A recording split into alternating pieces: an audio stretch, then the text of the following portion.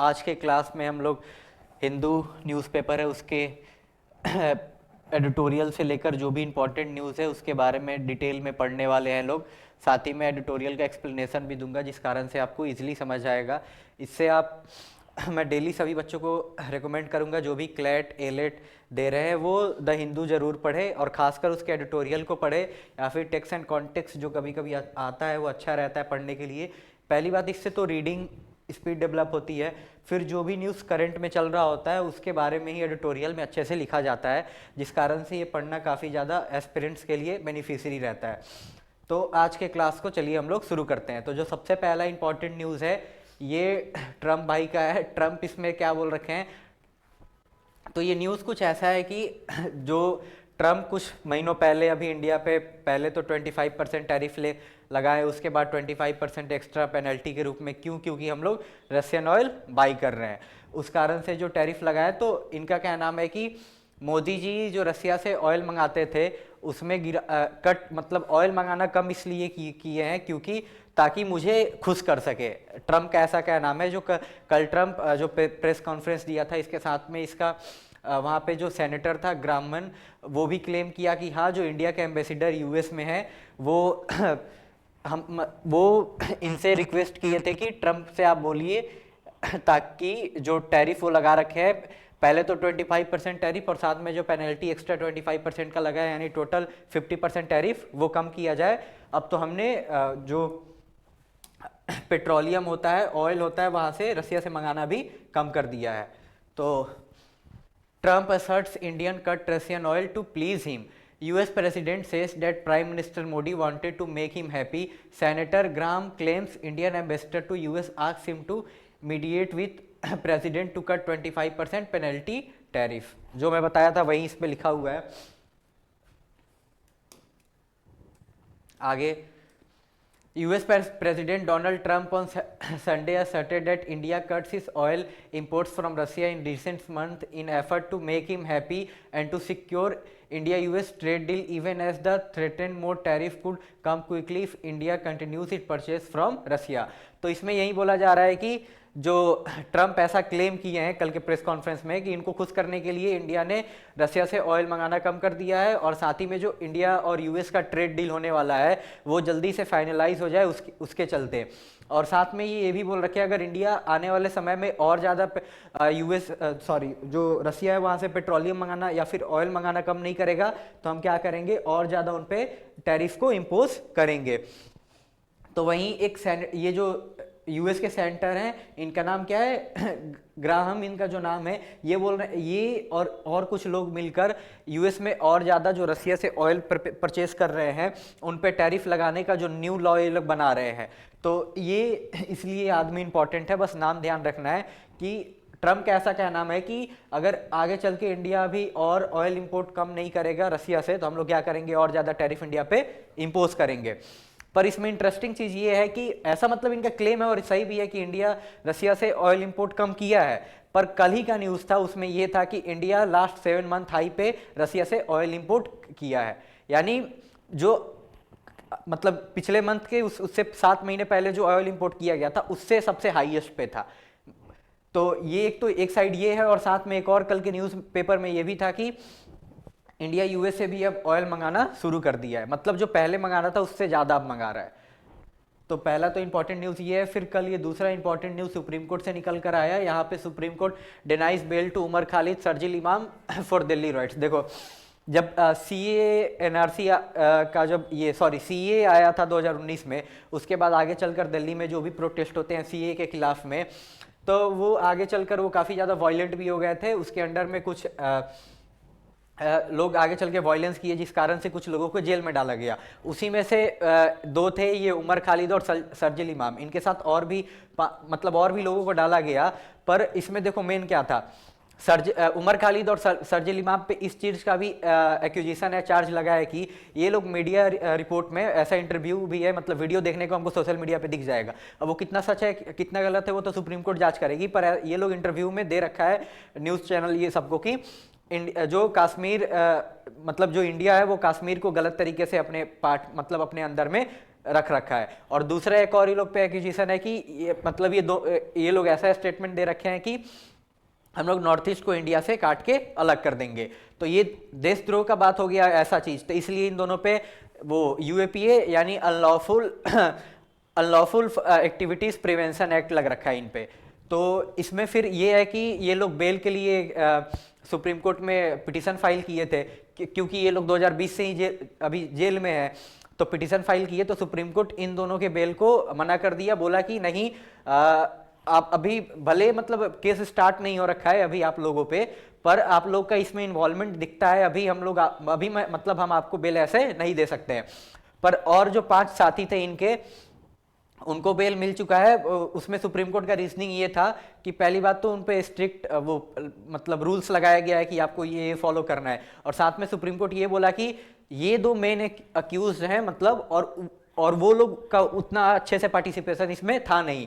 मतलब supreme court का ये कहना था कि 7 आदमी को एक लेवल पे हम लोग नहीं जज कर सकते हैं, कोई 2 मेन है और जो मान लो उससे कम का है तो उसको भी तो उसी बराबर का हम लोग सजा नहीं देंगे, जिस कारण से और 5 को मतलब 5 और थे उनको सुप्रीम कोर्ट क्या रिलीफ दे दिया है। उसमें से गुलसिफा फातिमा, मेरैन हैदर, सिफाउर रहमान, मोहम्मद सलीम खान एंड सदाब अहमद, ये 5 को सुप्रीम कोर्ट बेल दे दिया है।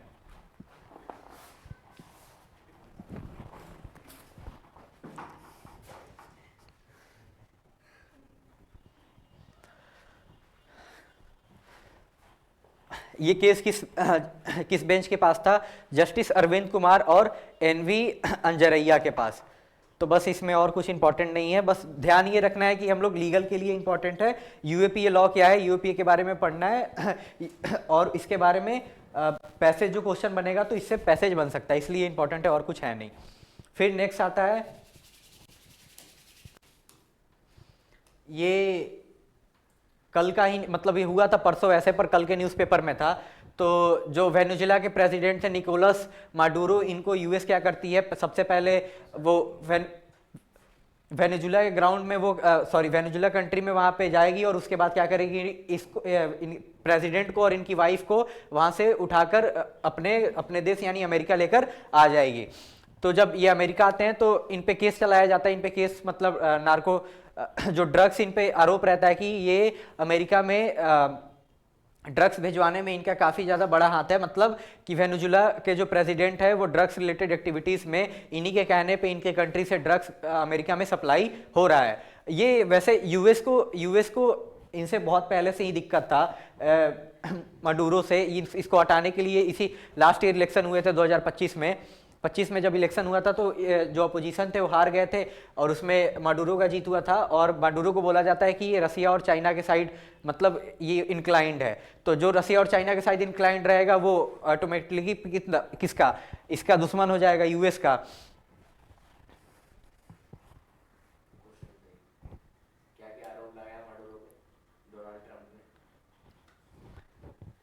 पहला आरोप इन पे ये लग रखा है कि ये अमेरिका में ड्रग्स जो भी सप्लाई होता था उनमें मेन हाथ इन्हीं का है, मेन यही रीजन है इनको हटाने का। और दूसरा ये बोला जाता है कि ये काफी ऑटोक्रेटिक रूलर हैं।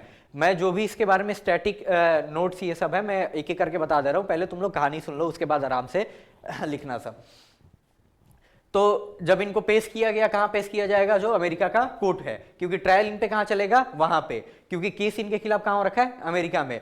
तो ये उसमें क्या बोलते हैं, माडुरो प्लीज नॉट गिल्टी से he is still president of his country. मतलब कोर्ट के सामने क्या बोलते हैं, मैं दोषी नहीं हूं। और ये इनका ऐसा कहना है कि मैं अभी भी अपने देश का प्रेसिडेंट हूं, क्योंकि किसी भी सॉवरेन कंट्री पे जाकर अमेरिका ऐसे किसी प्रेसिडेंट को उठा नहीं सकता, ये इंटरनेशनल लॉ का वायलेशन है। और बहुत से कंट्रीज के क्रिटिसाइज भी कर रखे हैं, इंडिया भी क्रिटिसाइज किया है कि नहीं ये चीज सही नहीं है। अब देखो इससे रिलेटेड इंपॉर्टेंट क्या है स्टैटिक, वो तुम लोग नोट कर लो।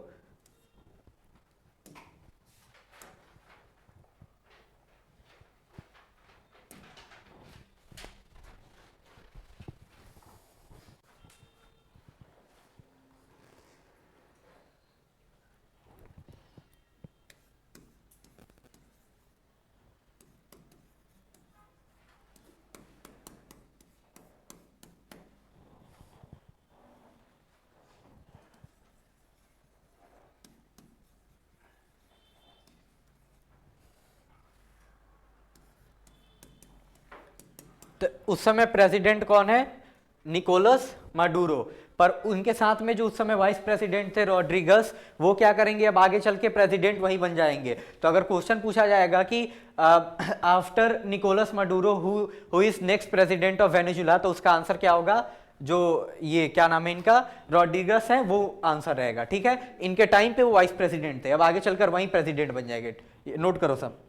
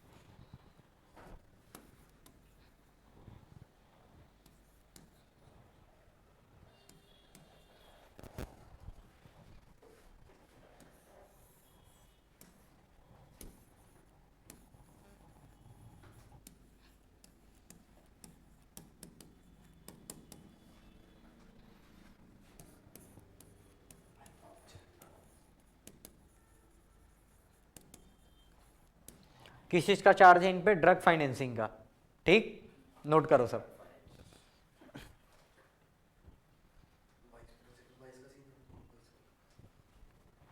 जब निकोलस माडुरो प्रेसिडेंट थे उस समय वाइस प्रेसिडेंट डिक्ले रॉड्रिगस थे। अब यहीं आगे चलकर अभी जो करंट प्रेसिडेंट कौन है, अब ये बन जाते हैं। क्योंकि इनको तो अमेरिका उठाकर लेकर चला गया, तो अब नेक्स्ट प्रेसिडेंट कौन बन रहा है? तो ये बन रहे हैं।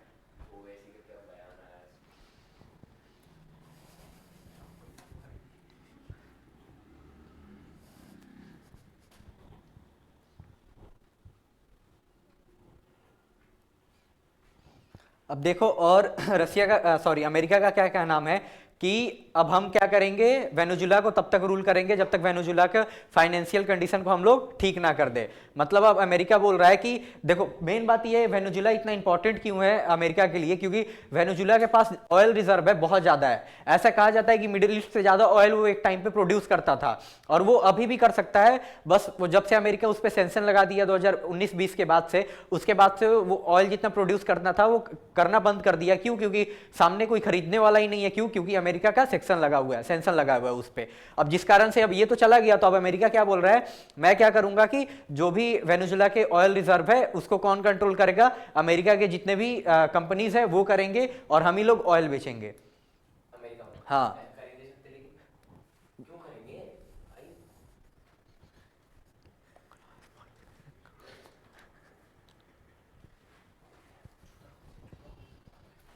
हो गया, नोट हो गया, आगे बढ़े।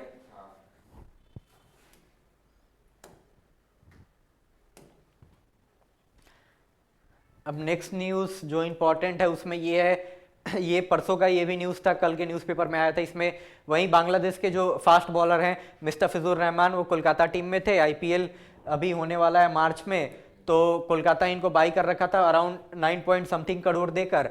तो जो बांग्लादेश में हिंदुओं के खिलाफ जो भी वायलेंस माइनॉरिटीज़ के खिलाफ हो रहे हैं, वो कोई भी वहाँ की जो इंटीरियम गवर्नमेंट है एक्शन नहीं ले रही है, जिस कारण से यहाँ पे लोग काफ़ी ज़्यादा गुस्से में थे। तो बांग्लादेशी प्लेयर किसी टीम में था, जिस कारण से लोगों का गुस्सा और ज़्यादा उभर आया, और जिस कारण से प्रोटेस्ट हुआ। फिर बीसीसीआई के जो सेक्रेटरी थे साकिया जी, वो क्या दिए, वो डायरेक्टिव्स दिए, किसको दिए? डायरेक्टिव्स दिए कोलकाता नाइट राइडर्स टीम को, और बोले कि मुस्तफिजुर रहमान को आपको क्या करना होगा, टीम से रिलीज करना होगा। तो जब मुस्तफिजुर रहमान को टीम से रिलीज किया गया, तो नेक्स्ट मतलब 2-3 घंटे बाद ही जो बांग्लादेश का इंटीरियम स्पोर्ट्स मिनिस्ट्री है, तो वो क्या डायरेक्टिव्स निकालता है कि आईपीएल मैच को बांग्लादेश में लाइव टेलीकास्ट नहीं किया जाएगा। यानी जो बांग्लादेश में आईपीएल मैच दिखाया जाता, अब उस पर क्या लग चुका है? बैन लग चुका है। और वहीं बोल रखे हैं कि जब तक नेक्स्ट कोई न्यू ऑर्डर नहीं आ जाता है तब तक के लिए क्या रहेगा? बैन रहेगा। इंटीरियम गवर्नमेंट का ये क्या नाम है। और वही रीजन दे रखे हैं। तो बांग्लादेश क्या बोल रहा है, हमारे लोगों का सेंटिमेंट हर्ट हुआ है जो आप मुस्तफिजुर रहमान को टीम से निकाले हैं। तो ये बांग्लादेश का कहना है। अब इससे कुछ इंपॉर्टेंट स्टैटिक चीज है वो नोट कर लो सब।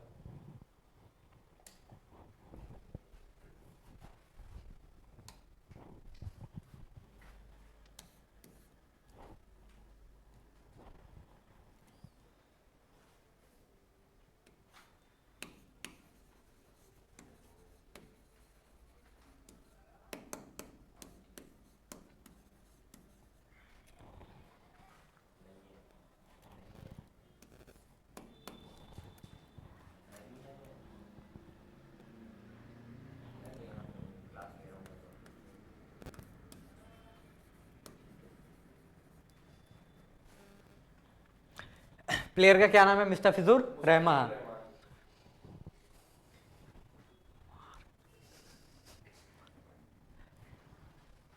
ये किस टीम में था, केकेआर, कोलकाता नाइट राइडर्स।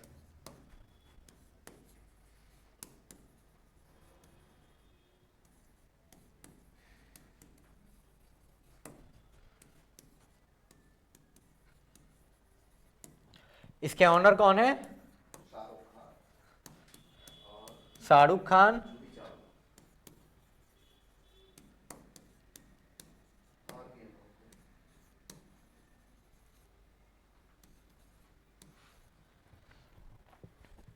और प्रेजेंट बीसीसीआई के जो, अब कुछ बीसीसीआई के बारे में मैं लिखवा दे रहा हूँ, कब फाउंड हो रखा है, इसके सेक्रेटरी कौन है, प्रेजेंट प्रेसिडेंट कौन है, क्योंकि ये क्वेश्चन ही मतलब आ सकता है, इंपॉर्टेंट है जो।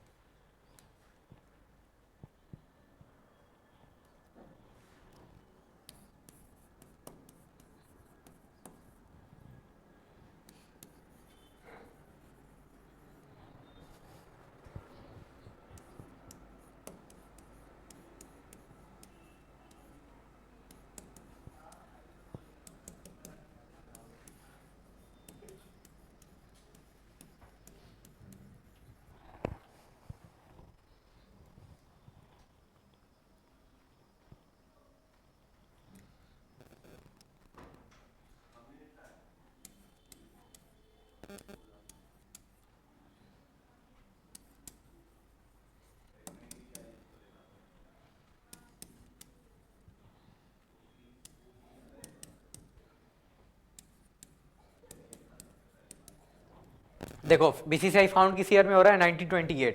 इसके करंट प्रेसिडेंट कौन है, मिथुन मनहास। Vice president Rajeev Shukla. और सेक्रेटरी कौन है, देवजीत साकिया। अब देखो आईपीएल के बारे में कुछ स्टैटिक चीज है, ये नोट कर लो सब, जल्दी से करो, उसके बाद वो लिखवा दे रहा हूं।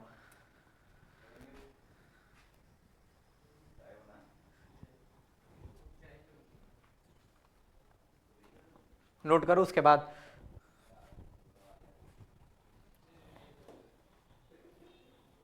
हो गया, आगे बढ़े।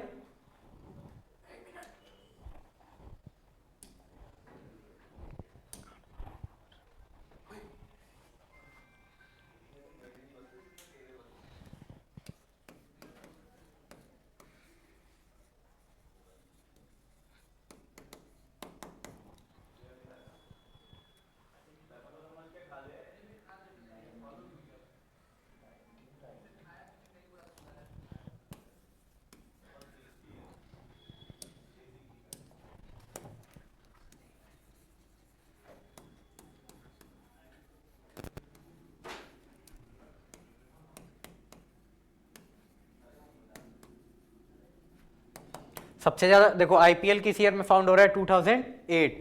सबसे ज्यादा ट्रॉफी दो टीम जीत रखी है, मुंबई इंडियंस और चेन्नई सुपर किंग्स। दोनों बराबर बराबर बार जीत रखे हैं, 5-5 बार ये दो टीम। MI and CSK both are 5 time champions. उसके बाद अभी जो करंट विनर कौन है? RCB, फर्स्ट टाइम ये ट्रॉफी जीत रखे हैं।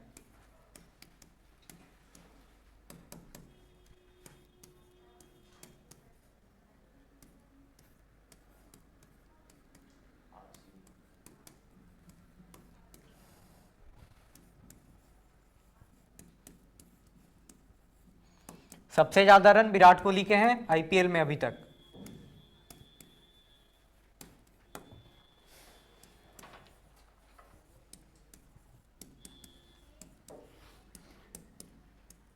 और सबसे ज्यादा विकेट युजेंद्र चहल के पास है IPL में अभी तक। बस यही कुछ इंपॉर्टेंट वो फैक्ट्स हैं IPL के बारे में जो हमको नोट करना था, और कुछ नहीं है वैसे।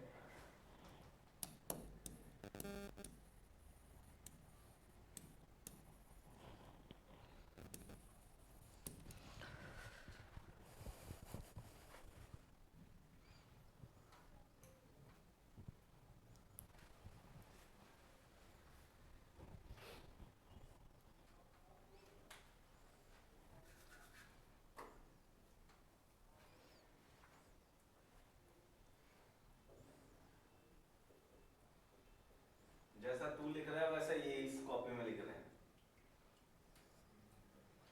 विराट कोहली तूने भी वही लिखा नहीं, है। VIRAT है सर। यहाँ पे टी है।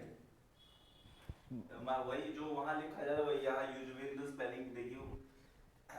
युजेंद्र है ये तो ENDR है। बाद में भूल जाएंगे ही। नहीं sir.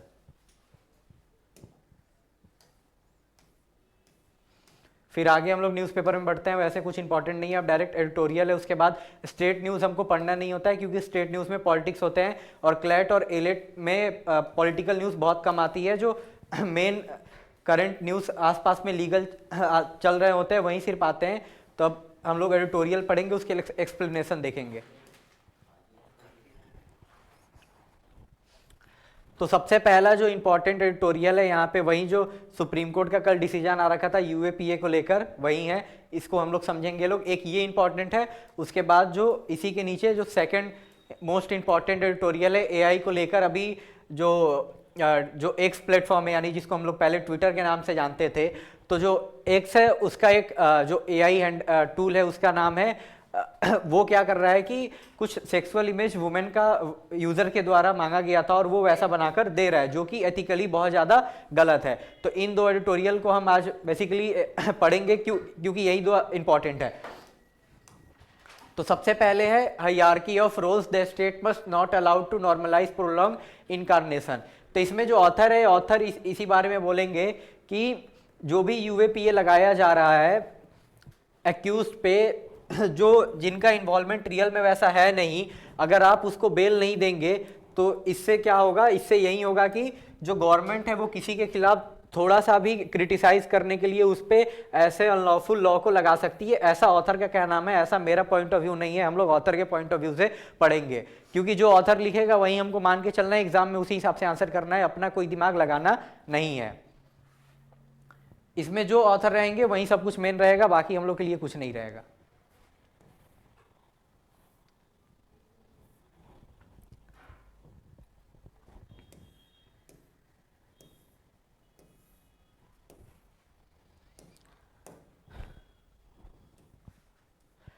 Using terms of Unlawful Activities Prevention Act UAPA, the Supreme Court of India has grouped the accused in the Delhi Riots case of 2020 based on their hierarchy of participation, deny bail for Umar Khalid and Sarji Liban while granting it under strict condition to the other 5 applicants, Gulsifa Fatima, Mehran Haider, Safia Rahman, Mohammad Salim Khan and Sadaf Khan. तो इसमें यही बोला जा रहा है कि जो UAPA इन 7 accused पे लग रखा था, इसमें से उनके पार्टिसिपेशन किस बेसिस पे इनका इन्वॉल्वमेंट है, जो भी इंसिडेंट हो रखा था 2020 दिल्ली रॉयट्स में, उस हिसाब से सुप्रीम कोर्ट क्या कर रही है, 5 लोगों को बेल देगी, और जो 2 है मेन एक्यूज हैं, यानी उमर खालिद और सरजील इमाम, इनको बेल ग्रांट नहीं किया जाएगा।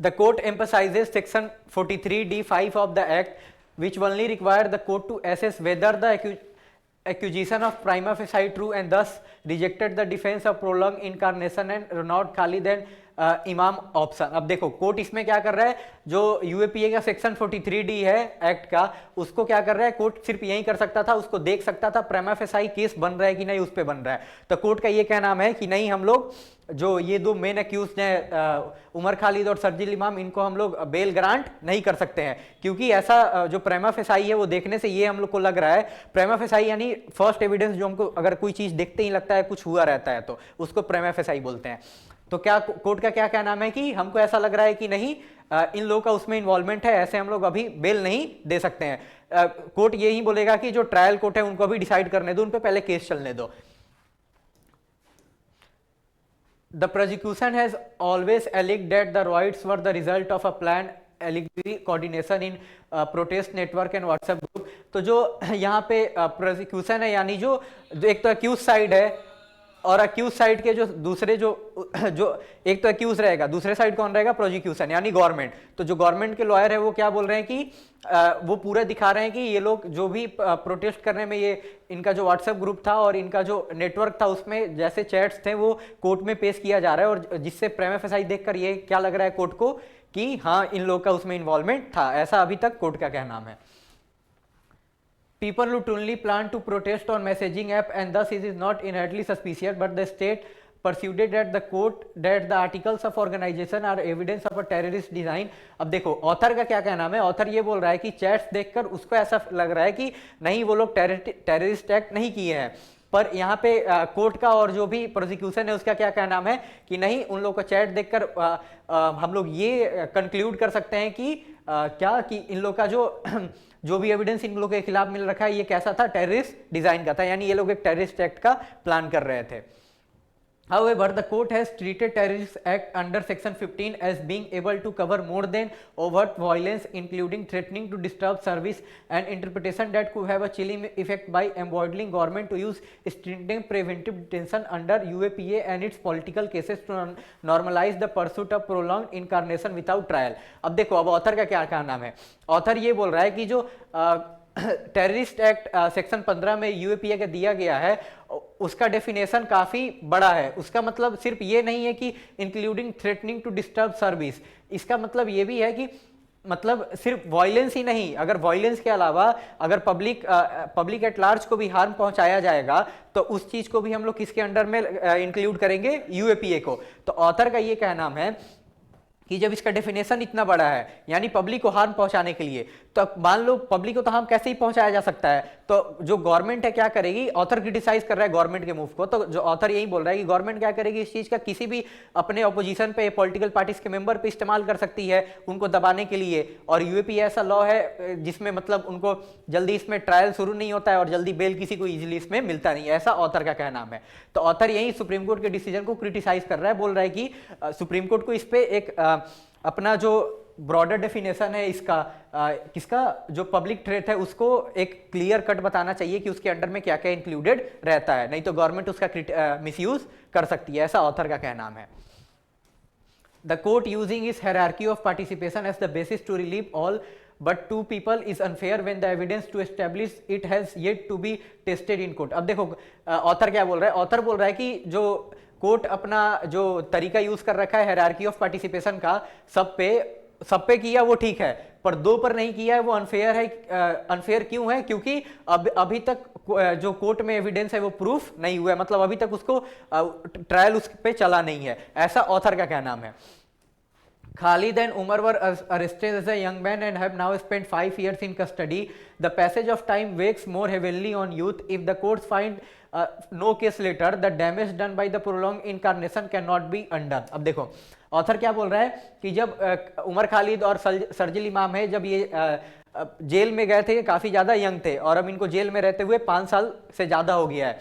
अगर मान लो आगे चल के केस चलता है और आगे चल के कोर्ट ये ऑर्डर देगा कि नहीं ये लोग उसमें शामिल नहीं थे, तो फिर ऐसे जस्टिस का क्या फायदा होगा, ऐसा ऑथर का क्या नाम है कि ये लोग को बेल मिल नहीं रहा है, ये लोग अभी तक इतना साल जेल में काट चुका है, अगर मान लो कुछ किया भी रहता तो ये लोग को जेल में रहना पड़ता, आगे चल के कोर्ट जस्टिस भी दे देगा तो इन लोग को तो फायदा नहीं होगा, क्योंकि ये लोग अपना ऑलरेडी लाइफ का इतना टाइम जेल में बिता चुका है। ये ऐसा ऑथर का क्या नाम है, ये ऑथर के पॉइंट ऑफ व्यू से हम लोग पढ़ रहे हैं।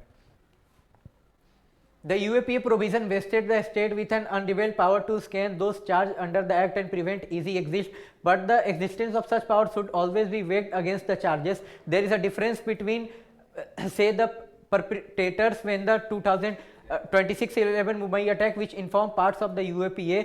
अब देखो इसमें and Khalid and Imam alike roles in the Delhi riots. अब देखो इसमें ऑथर का यही क्या नाम है कि जो यूएपीए का प्रोविजन है ये किसी पे भी लगाना वैसे सही नहीं है, क्योंकि जब ये बनाया गया था तो ये बनाया गया था यूएपीए कब, जब 26/11 मुंबई हमला हुआ था उसके बाद यूएपीए आया था, यानी देश में जो भी अनलॉफुल एक्टिविटीज होंगे जो करेंगे उन पे ये लगाया जाएगा। तो ऑथर का ये क्या नाम है कि 26/11 जैसा तो चीज जो 2020 में दिल्ली दंगों के दौरान हुआ था वो और ये दोनों बराबर नहीं है, ऐसा ऑथर का कंपैरिजन है, ये ऑथर के पॉइंट ऑफ व्यू है। The state has often invoked the act to crush any opposition to its decision even without an act of terrorism on ground, revealing its overreaching anxiety to quell dissent over entertaining the constitutional right to protest। अब देखो author क्या बोल रहा है कि जो government power में रहती है वो क्या कर रही, मतलब जो भी गवर्नमेंट पावर में रहती है वो क्या करती है, इस एक्ट को इस्तेमाल करती है अपने अपोजिशन के खिलाफ, ताकि जो मतलब उनसे विरोध में जो वॉइसेस गवर्नमेंट के खिलाफ उठ रहे हैं, जो लोग प्रोटेस्ट कर रहे हैं उनके पास जो राइट कॉन्स्टिट्यूशनल राइट है, राइट टू प्रोटेस्ट का, उनके खिलाफ भी गवर्नमेंट ऐसा यूएपी का प्रोविजन लगा देती है और उससे काफी ज्यादा मतलब मिसयूज गवर्नमेंट इस एक्ट को कर रही है, ऐसा ऑथर का क्या नाम है। The trial against Khalid and the others has not begun because among other reason the session court has yet to frame charge and there are reportedly around 700 witness। अब देखो जो ट्रायल कोर्ट है मतलब सबसे पहले जहां पे केस चलेगा, यानी ट्रायल कोर्ट यानी मतलब सेशन कोर्ट, तो अभी सबसे पहले वहीं पे चलेगा केस, अभी तक वहां पे इनका केस अभी शुरू नहीं हुआ है जो भी रीजन हो, और इन पे जो चार्जेस होते हैं वो भी अभी पूरी तरीके से फ्रेम नहीं हुए हैं, यानी और कौन कौन से चार्जेस इन पे लगेंगे, यानी और कौन से सेक्शन के हिसाब से इन पे केस लगेगा। तो अभी और क्या है दिक्कत की अभी 700 विटनेस है, यानी जो 700 लोगों को अभी और बुलाया जाएगा और देखा जाएगा, उसके बाद जो भी इन्वेस्टिगेटिंग एजेंसी है वो क्या करेगी, चार्जेस को फाइनल करेगी। That the court granted bail to 5 should be a sign for trial court to rationalize witness list and ensure the trials, including that one of the Delhi riots begin without an undue delay। अब author यही बोल रहा है कि जो supreme court उन 5 को छोड़ रखी है वो क्या करे, अब ट्रायल कोर्ट भी जल्दी से क्या करे, इन दोनों पे मतलब केस चलाए और जो भी एक्यूज है उन पे केस चलाए और जो भी अपना जजमेंट देना है जल्दी से जल्दी दे। ये ऑथर का क्या नाम है। ऑथर इसमें बेसिकली क्या कर रखा है, क्रिटिसाइज किया है किसको, जो सुप्रीम कोर्ट का जजमेंट है। बट इन रियलिटी अगर कोई वीडियो जाके भी देखेगा तो उसमें सर्जिल इमाम और जो उमर खालिद है वो साफ साफ बोले हैं कश्मीर जो है वो इंडिया में इलीगली इंडिया उसको ऑक्युपाई करके रखा है और हम लोग नॉर्थ ईस्ट को क्या करेंगे, इंडिया से बाहर कर देंगे। ये साफ साफ मतलब वो इंटरव्यू उनका है सामने दिया हुआ, तो इसलिए सुप्रीम कोर्ट इनको, ये मेरा पॉइंट ऑफ व्यू है, अगर कोई भी देखेगा तो ये मतलब कंट्री के खिलाफ क्या होगा, ये तो देशद्रोह का ही बात हुआ है, तो इसलिए सुप्रीम कोर्ट क्या कर रहा है, इनको भी बेल नहीं दिया है। अब देखो ये जो एडिटोरियल ये खुद से पढ़ना, सब लैंग्वेज इसका इजी है। इसमें बेसिकली मैं बता दे रहा हूँ क्या है, जो एक्स का प्लेटफॉर्म है उसका एक एआई चैटबॉट है, उसका नाम है गॉर्ग। तो उससे हम लोग कुछ भी पूछते हैं, और भी जैसे दूसरे प्लेटफॉर्म हो गए, किसी ओपन एआई हो गया गूगल का, ठीक है, तो हम लोग क्या करेंगे, एआई से हम लोग कुछ भी पूछते हैं, करवाते हैं लोग। तो अगर मान लो किसी भी एआई प्लेटफॉर्म पे जाएंगे तो हम लोग बोलेंगे लोग कि किसी को वल्गर वे में दिखाने को तो मेनली कोई भी वैसा प्लेटफॉर्म नहीं करता है, पर ये जो एक्स प्लेटफॉर्म है उसका जो चैटबॉट है इसका क्या नाम है, गॉर्क। ये मतलब इससे कुछ यूज़र न्यू ईयर के दिन मतलब एक तारीख को और उसके नेक्स्ट डे भी क्या किए थे, मतलब डिमांड की है कि किसी भी वुमेन के फोटो को वहाँ पे बोल रहे थे कि मतलब अनड्रेस कर देने को, तो वो जो तुम्हारा चैटबॉट था वो क्या किया, उनको अनड्रेस कर दिया। तो ये एथिकली भी सही नहीं है, इस पे तो केस चलना चाहिए, इंडिया में इस पे केस भी फाइल हो रखा है। तो जब यही चीज़ एलन मस्क से पूछा जाता है कि मतलब आपका ही है, क्योंकि एक्स किसका है, एलन मस्क का है, तो एलन मस्क बोलता है कि नहीं, वो हंसी मजाक में ये बोल देता है कि मैं ये भी बोलूंगा कि डायरेक्ट कपड़े ना उतार दे, अच्छे वे में मतलब थोड़ा अच्छे वे में दिखाए, मतलब वो रिस्पॉन्सिबिलिटी नहीं ले रहा है, जो किया गया है वो उसको हंसी मजाक में लिया गया और उसके साथ में जो भी साथी उसके साथ में थे वो भी हंसने लगे थे। तो वहीं ऑथर उस चीज को क्रिटिसाइज कर रहा है, इसमें पढ़ना सब इजिली समझ आ जाएगा।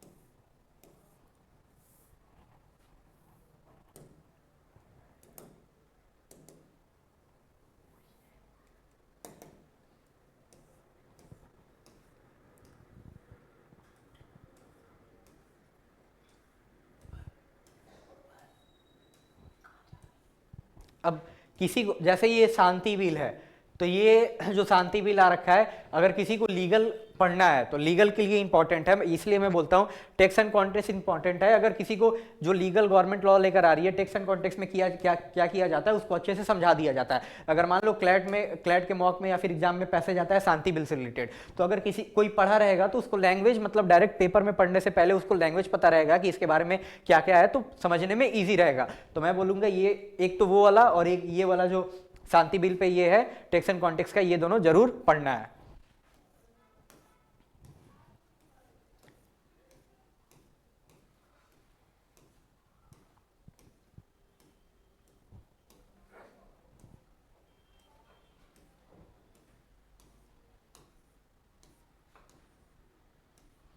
अब इसी में आगे चल के और इसको अच्छे से समझाया गया है। जो सुप्रीम कोर्ट का क्या नाम है, delay can not be use as a trump card to secure bail. मतलब सुप्रीम कोर्ट क्या बोल रहा है कि आप लोगों का ट्रायल अभी तक शुरू नहीं हुआ है, पर इसका मतलब ये नहीं है कि इसको आप लोग यूज कर सकते हैं बेल सिक्योर करने के लिए। क्यों? क्योंकि ऐसा बोला जाता है कि अगर ट्रायल सही टाइम पे शुरू नहीं होता है तो आपका बेल एक राइट हो जाता है। पर इन लोग पे चार्जेस किस चीज का है, मतलब देशद्रोह का चार्ज है, जिस कारण से सुप्रीम कोर्ट क्या बोल रहा है कि इस चीज को आप लोग अब ट्रम्प कार्ड के तरीका से इस्तेमाल नहीं कर सकते हैं लोग बेल लेने के लिए। इसी चीज को मतलब मैं बता दिया हूं, पूरा वही चीज इसमें लिखा हुआ है।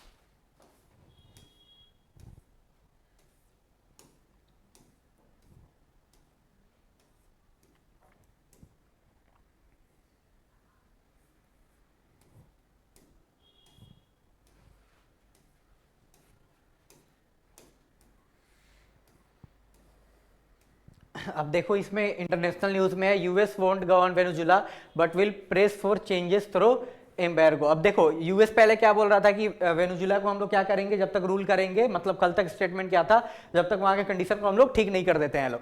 पर जो उसके वाइस प्रेसिडेंट है रोड्रिगस, उसके टोन बदल गए। पहले जब प्रेसिडेंट निकोलस मडूरो को लेकर गई यूएस उठाकर, तो वाइस प्रेसिडेंट उस समय रोड्रिगस थे, वो बोले थे कि नहीं ये चीज बिल्कुल सही नहीं है, हमारे प्रेसिडेंट को अगवा किया गया है। पर आगे चलकर वो उनका स्टेटमेंट चेंज हो जाता है, मतलब पीछे के साइड में जो भी बैकडोर चैनल से बात हुआ होगा, आगे चल के वो आदमी बोलता है कि मैं अब चल के यहाँ का प्रेसिडेंट हूं और मैं चलकर यूएस को जो भी हेल्प चाहिए मैं दूंगा। तो अब यूएस भी क्या बोल रही है कि हम वेनेजुला को डायरेक्टली गवर्न नहीं करेंगे, पर हम लोग क्या करेंगे, उनको बताएं, मतलब उनको दबाव उन पे डालेंगे कि ये चेंज आपको करना है। अब इनडायरेक्टली यही हुआ है कि ये जो वेनेजुला कंट्री था ये भी यूएस के साइड हो गया, यूएस इसको अपने तरीके से एक्सप्लॉइट पूरे तरीके से करने वाला है। और कुछ इसमें इंपॉर्टेंट है नहीं। Ukraine did not target Putin residence in drone strike as Kremlin claim says Trump. अब देखो कुछ दिन पहले जो व्लादिमीर पुतिन है, रसिया के प्रेसिडेंट है, उनका जो रेसिडेंशियल हाउस है उसको यूक्रेन के ड्रोन के द्वारा टारगेट किया गया था, जो कि विजुअली हम लोग देखे भी थे।